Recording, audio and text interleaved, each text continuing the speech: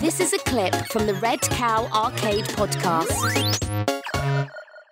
A few weeks ago, I watched the Action Button review of Cyberpunk 2077 or whatever. What's Action Button? That's a popular YouTuber. It's this gaming writer, journalist, game developer guy named Tim Rogers. He does these like really long reviews of games that are half memoir, half review, half storytelling, it's a lot of things in one. So he will go on tangents, but then he'll try to wrap them up into the game design. He'll usually set the stage of where this game fits in the canon of games similar to this. So he goes on every tangent, and it's fun. It's fun when you especially if you're not really paying attention, because they're really long. They are fun to watch. And he did one on Cyberpunk, which was not a very well received video game.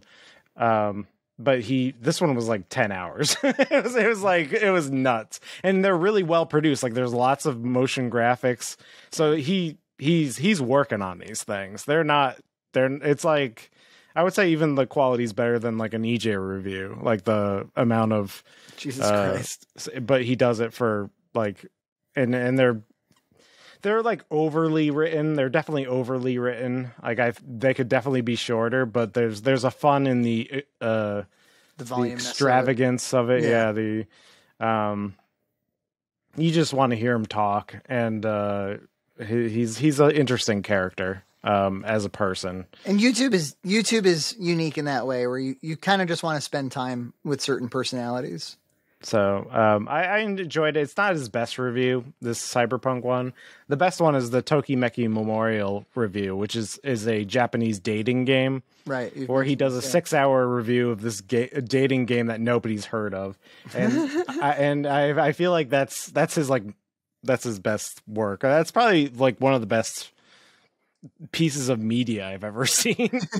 His doctoral thesis. Yeah, it's a memoir. It's kind of reveals all of his insecurities with women, and it's great.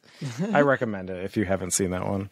And if you're not into the Japanese dating sim video games, you'll still enjoy that one. But if you're not, you just check out his Doom one. Doom one is pretty approachable. He does one on Doom. That new Doom that they released, or no, the old 1993 PC game Doom. That sounds cool. Yeah. So if you want a more casual one, that's only 3 hours.